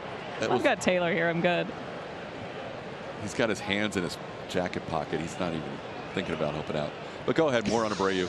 Yeah, no, I mean, he's just kind of figured out how to make himself physically as strong as he possibly can be in September, knowing that the season goes much longer and further than that, because that's all he's ever known, being up this long. So he's continued to get better at that. And then he hangs out with that guy all the time. Hector Neris keeps him loose. Those two, their own show. They need their own show. That's a great idea. That would be a great show. Pitching that for the network next year. Because you told us about Abreu always shadowing Neris, and now I can't stop but see it. Every time Neris is somewhere, you can't unsee it. He's right there.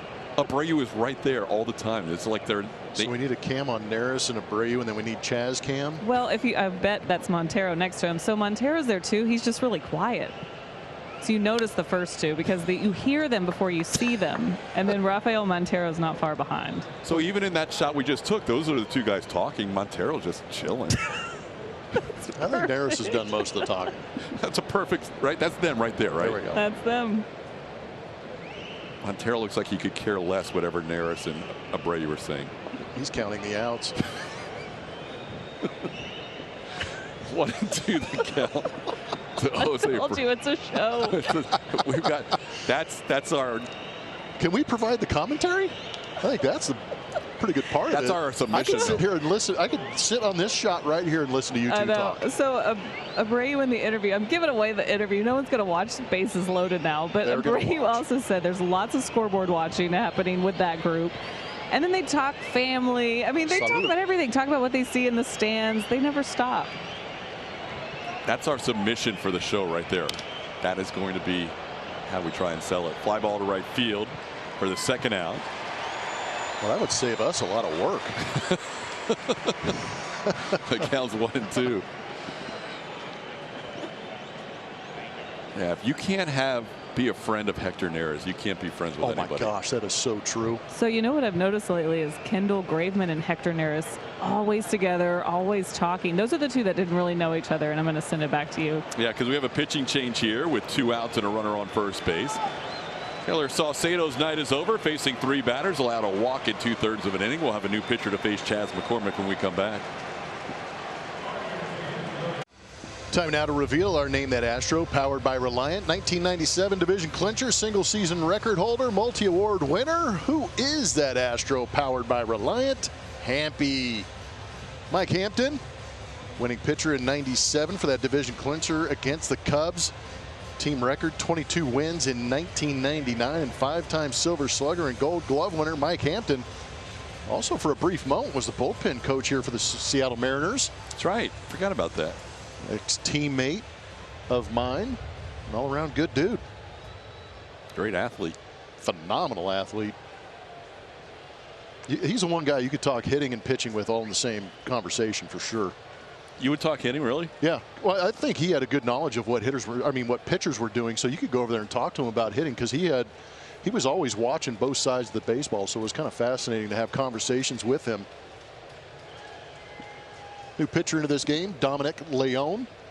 50 2/3 of 4.97 ERAs. Been roughed up by the Astros. Yainer Diaz and Chaz McCormick hitting home runs off him as a New York Met this season. Here is Chaz with a count of 2-0 as that pitch misses off the plate. He was drafted originally by the Mariners back in 2012. Traded to Arizona and then most recently claimed off waivers from the Angels at the end of August. Speaking of the Angels, they couldn't hold on to that 1-0 lead. Texas got 3 consecutive solo home runs against Jimmy Herget and lead that game 3-1 in the 7th inning.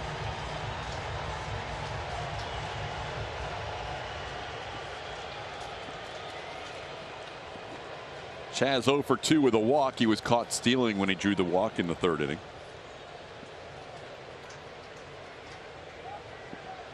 Runner on the go. It'll be a ground ball to short, gobbled up by Crawford. And that'll do it for the Astros here in the 8th inning. A walk, 1 man left on base. We head to the bottom half of the inning. Still 5-0 Houston.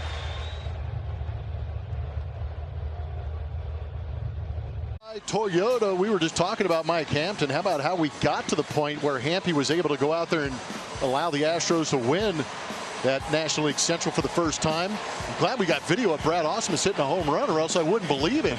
But on September 25th, he was behind the plate, provided some of the energy and power to allow Hampy to go that complete game. Hitting a ground ball to short. No replay review needed. Baggy steps on the bag, and the Astros claim that first National League Central title. They would go on to win in 1998 and 1999 to close out the Astrodome days. Bottom half of the 8th inning, 5-0 game. Justin Verlander has been incredible tonight. Verlander, for the first time, will have bullpen action starting behind him with this inning starting. Only 83 pitches needed to get through 7, but Hector Neris begins to warm up. It'll be Suarez, Eugenio Suarez, Ty France, and Dominic Canzone. This one popped foul and out of play. It's 1-1. Suarez has struck out and popped up. He's 0 for 2. Verlander has gone 8 innings twice this season, but none in an Astros uniform. He has not gone beyond 7 innings in any start with the Astros, but he did go 8 innings twice with the Mets, most recently July 19th. This one popped up. It's going to stay in play. Jose Abreu in foul territory will put it away for the first out. Time for a message from Jack Daniels.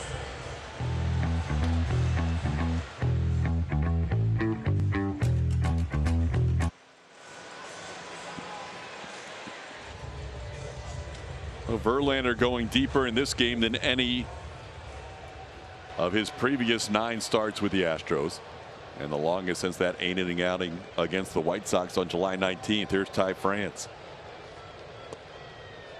France takes one down for a ball, 1-0.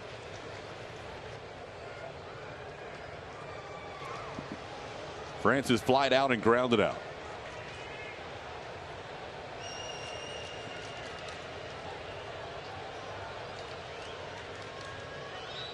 Verlander has had 6 1-2-3 innings tonight. Mariners got all their runners on base together in the 3rd inning when they loaded the bases on 2 singles and a walk.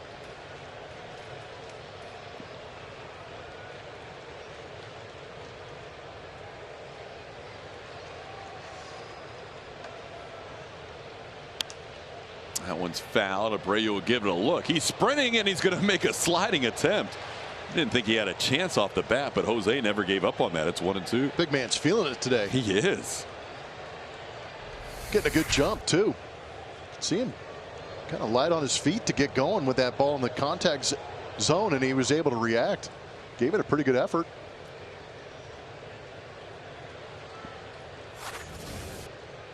So the count 1-2 on Ty France. Pop up on the infield. Alex Bregman ambles over a couple of steps. 2 away in the inning. Vote Jeremy Pena for the 2023 Roberto Clemente Award presented by Capital One, recognizing players who best represent the game through positive contributions on and off the field. Vote today at MLBtogether.com/Clemente21. Now 2 outs, bases clear. Dominic Canzone the batter. He grounds one to Abreu. Nice backhand play. Verlander covering. He'll go 8 innings tonight. Justin Verlander has been brilliant. 2 hits, no runs in 8 shutout innings. He might be asked to come out for the 9th, or he might want it. He's only at 90 pitches. We'll find out. 5-0 Astros.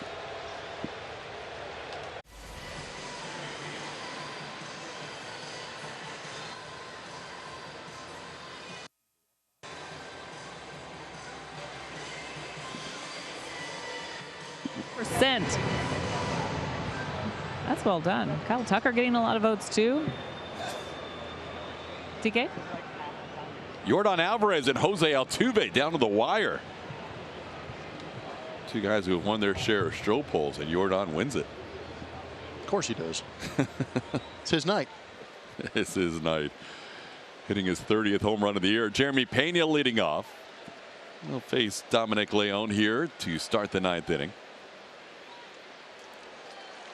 I mentioned Leon has been on 3 teams this season. He started out with the Mets, and then he went over to the Angels, and the Mariners claimed him from the Angels. That Chas McCormick at bat last inning was his 3rd at bat against Leon this year. It's been against 3 different teams.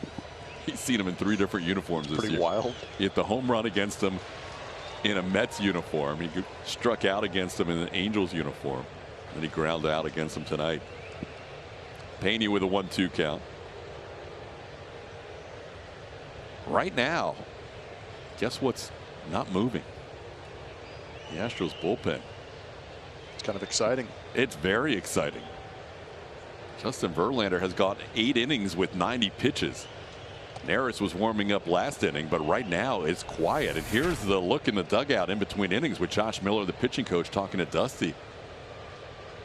That looked like it'll let the big man go. Yeah, I think when you have those brief conversations, we all know what is being said.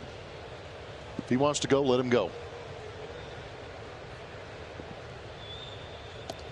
Pena goes down on strikes. Jeremy now 1 for 4 as he strikes out here to start the 9th.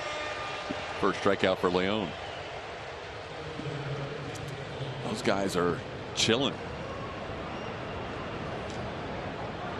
Yeah, Neris got to get back in that conversation. Yeah, like, why did I warm up? There was no need for me to warm up. Justin's got this. Here's Mauricio Dubon. So last time Verlander went 8 innings in an Astros uniform, you have to go back to last season at Citi Field. That was that 2-0 win against the Mets. It was Jason Castro's final game as an Astro and his final game of his big league career. He would hit that big home run when Verlander went 8 shutout innings and the Astros hadn't scored to that point, and Castro hit that 2-run home run in the 9th, and the Astros won 2-0. That's the last time JB went 8 innings. The last time he went 9 was on September 1st of 2019 when he won that Cy Young by throwing that no-hitter against the Toronto Blue Jays. That's the last time he's gone a complete game. It's pretty cool to talk about. So he had 5 more starts that season, and this year he's had a total of 25 starts, 28 the year before when he won the Cy Young in 22. That's 59 starts since his last CG. And that was a pretty important moment in his career to kind of help solidify that first ballot Hall of Fame status that he has. Now a message from TXU Energy.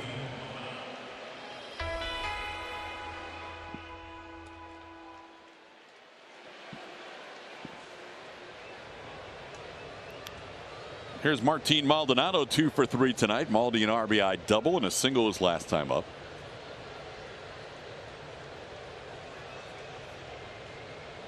Brian Abreu has just picked up a baseball and started throwing. He has made 2 tosses less than 100%. He's not even on the rubber of the mound, so he's not warming up to start the inning. He's warming up as insurance in the 9th inning if Verlander gets his pitch count too high.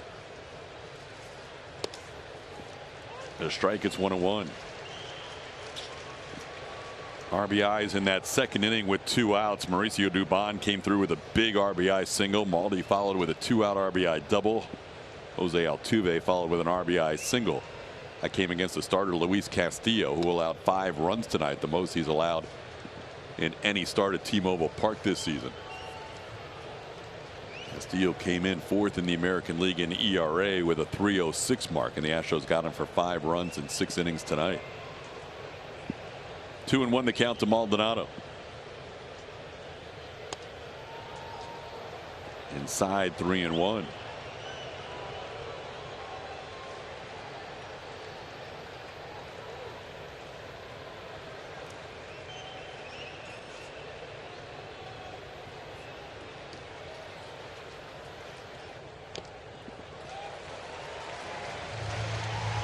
Looking ahead to the 9th inning, Josh Rojas, the number 9 hitter, will be due up for the Mariners. Then the top of their order, J.P. Crawford and Julio Rodriguez.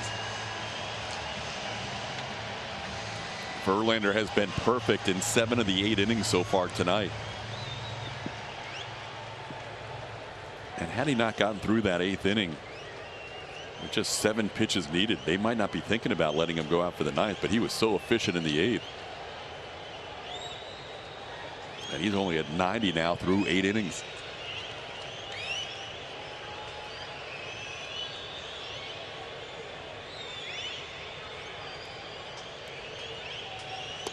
That'll be ball 4 as Leon misses wide. Maldonado on base for a 3rd time tonight, a 2-out base runner.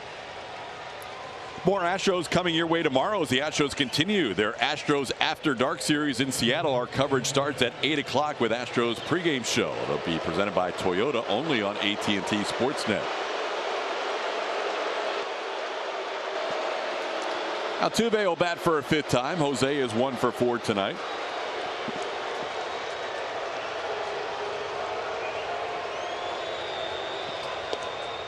Takes a fastball for a strike.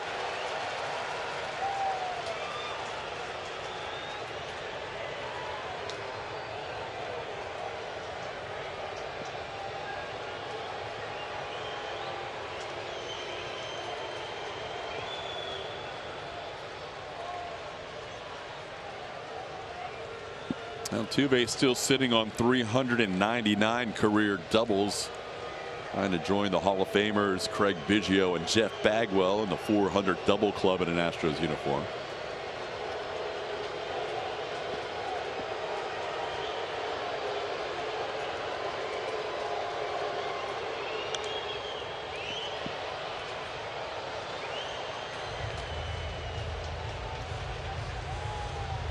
Mentioned the pregame show tomorrow. Tomorrow's game will have Christian Javier pitching for the Astros against George Kirby for the Mariners. A little later start than tonight.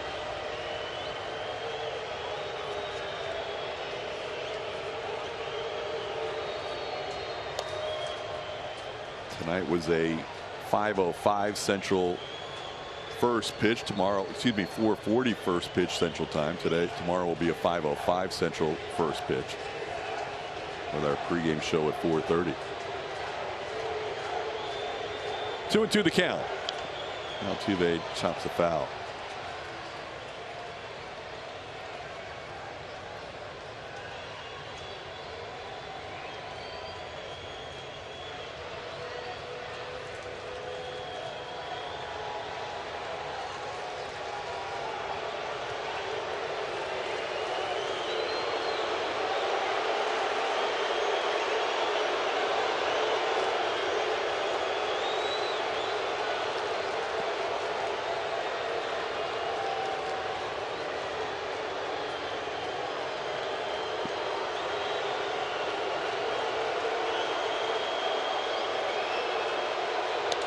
One's wide, full count. Back-to-back 3-2 counts for Leon. Maldonado will be off with a pitch.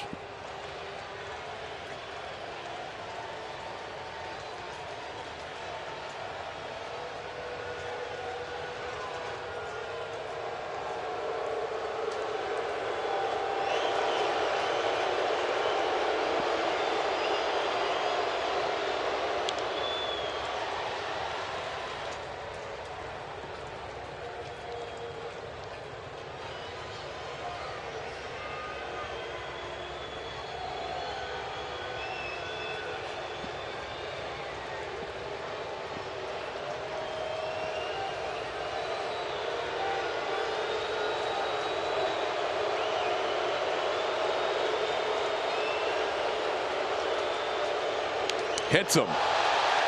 Hit him with a 3-2 pitch right near that elbow guard. Nationals will have 2 runners on here with 2 outs.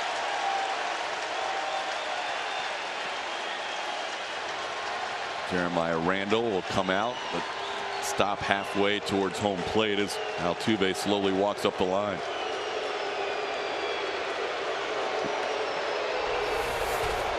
Fastball at 96, riding up and in. See that 2-seam rotation. It's off that elbow pad, but kind of off the point of the elbow. A little bit of a stinger for Jose.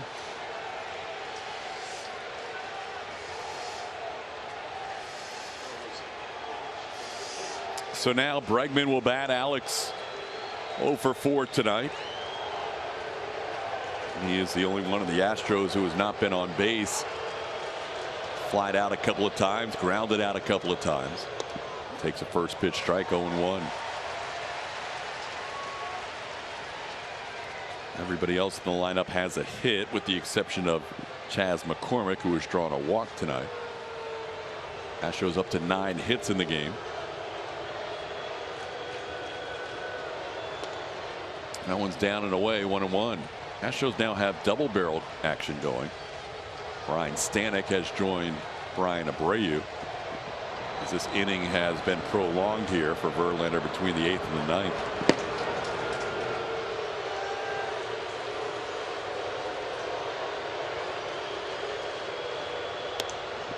It's off the plate, 2-1.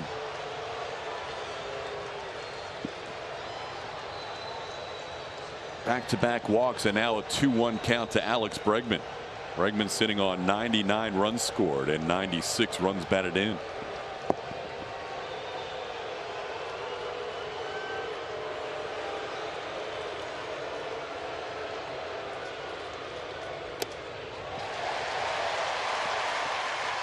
Two and two the count.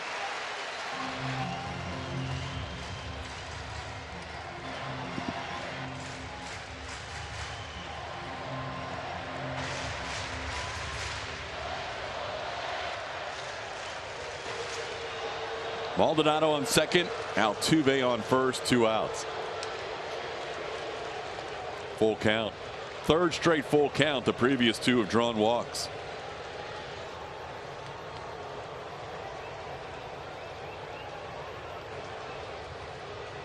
Excuse me, Altuve was hit by a pitch.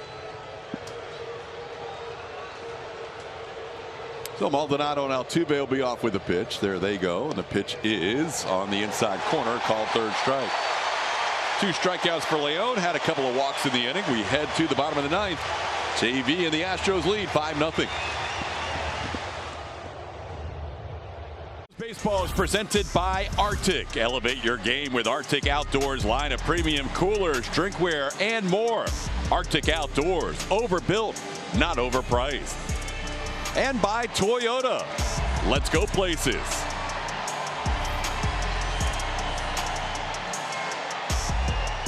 Bottom half of the 9th inning. Astros lead 5-0. Justin Verlander, trying to go the distance, will face the 9-1-2 hitters. Verlander has had 7 perfect innings out of the first 8. Dominic Canzone, Josh Rojas had a couple of hits. J.P. Crawford had a walk. 3 consecutive batters reaching in the 3rd before Julio Rodriguez hit into an inning-ending double play, and that's been it against Verlander tonight as he throws his 91st pitch of the game. It's off the plate for a ball, 1-0. Rojas singled into right field his first time up. He's also grounded out to Abreu at first. That one called a strike. It's 1-1.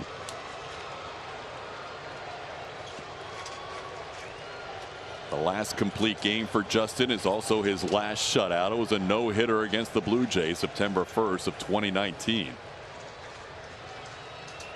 Kind of solidified that Cy Young season for him. His first as an Astro, his second of 3 overall, and it was his 3rd career no-hitter. Now 2-1 to count to Rojas.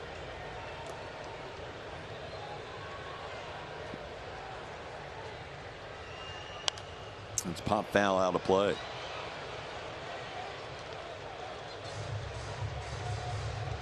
Verlander's been over 100 pitches a few times this season, but none since he's reached Houston. He did go 100 pitches one start, but he's not been over 100 in an Astros uniform. But with the Mets went 103, 104, all the way up to 117 in a start this year. 2-2 the count. Down the line and right, and that'll be a fair ball and towards the corner. Tucker digs it out of the corner. Rojas will head into second base, standing with a double. That's a good throw by Tuck. But Rojas into scoring position here with nobody out in the 9th.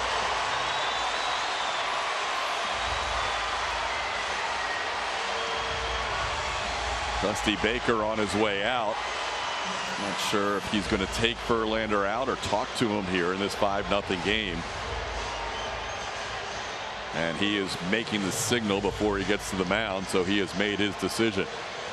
Verlander was brilliant tonight. 8 innings plus 1 batter, 3 hits allowed.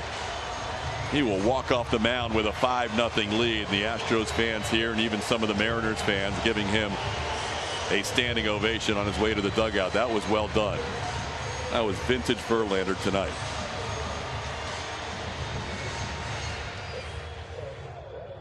Brilliant night. We're going to see our Crawford Bach call to the bullpen bring in another great right arm. Brian Abreu on the season. Sub 2 with a 1.84 ERA, 94 strikeouts in the time he has been out there. He is 70th appearance, 1.80 ERA in the 5 games against Seattle. They'll face the top of the order, J.P. Crawford here with a runner on second base and nobody out in the ninth. And Crawford goes after the first pitch fastball for a swinging strike, 0-1. Crawford 0 for 2, drew a walk from Verlander, one of just 4 base runners tonight. 3 hits and a walk allowed by JV in 8 innings plus 1 batter. Foul at the plate, it's 0-2. It's a huge game, Blummer, obviously with 6 games to go, and Justin Verlander had the performance of the season tonight. No, he absolutely did, and he understands the expectation, just being who he is and what he means to this rotation. This late in the season, Septembers are usually great months for Justin Verlander, but like you said, the expectation was him to go out there and give the Astros an opportunity, and he did more than that, shutting out this Mariners lineup through 8 innings. A little ground ball to Pena. That'll be out number 1 in the 9th. Rojas will move over to 3rd. Yeah, he turned back the clock tonight. The 40-year-old Verlander looked like he did during this Cy Young seasons, as Julio Rodriguez will bat here. No at bat bigger than Julio Rodriguez in the 3rd inning when Verlander got him to hit into a double play. And that was a curveball he got him to bounce into a double play with. It was not an easy play for Pena, as that ball was spinning as it got to the shortstop. But that was the pitch of the game and the play of the game defensively behind JV. 100%. And Abreu at first, who's had a huge night defensively, making that pick on a low throw by Altuve.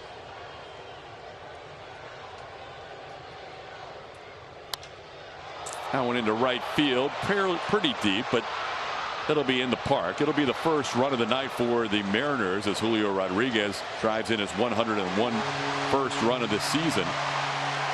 It's now a 5-1 game as Rojas crosses the plate. The same Verlander has to give up that run, but it is charged to JV. That'll end his night with 8 innings, 3 hits, 1 run. And that's 2 outs in the inning. Now Cal Raleigh, the batter. Raleigh has struck out and flied out a couple of times tonight. Abreu misses off the plate for a ball, 1-0.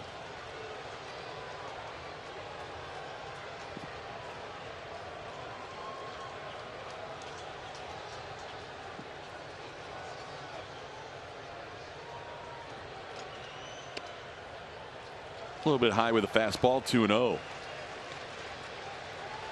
No save opportunity for Brian Abreu, but he's trying to start the handshake line here in a huge game in Seattle. Astros trying to win the first of this pivotal 3-game series, where the winner of this series controls its destiny, and for the postseason, the loser will be in a little bit of trouble with, in the Astros case, 3 games to go, in the Mariners case, 4 games to go after this series.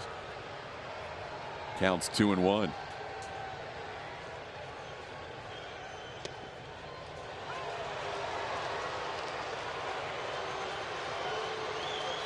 Astros fans that have made their way to the Pacific Northwest start to stand here with 2 outs and 2 strikes in the 9th inning.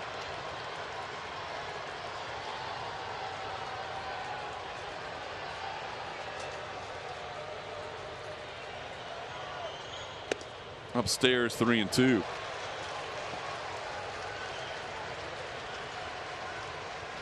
Abreu a little juiced up on that 2-strike pitch, 99. He doesn't get to close out many games.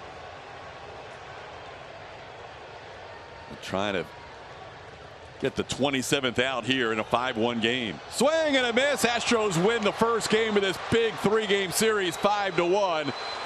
Brian Abreu gets the final 3 outs. Justin Verlander brilliant in 8 3-hit innings. Astros win it 5-1. And Blummer, that was a great way to start this final road trip of the year. You're absolutely right. They set things up to have Justin Verlander start the first game of this road trip, and obviously here against a division rival in the Seattle Mariners, and he pitched greater than their expectations, going eight strong innings, only eventually giving up that one run in that 9th inning. But they desperately needed Justin Verlander, and that's where the tide needs to turn for the Astros, is in that rotation. And tonight it started with Justin Verlander. Great job by him. JV getting it done again in an Astros uniform. They'll talk about it in the Astros post-game show presented by Whataburger. Kevin Eschenfelder, Brian Bogusevic will be your host tonight. Julia Morales, as always, helping out. Interviews both in the clubhouse, on the field. We'll hear from Dusty Baker, Justin Verlander, and others.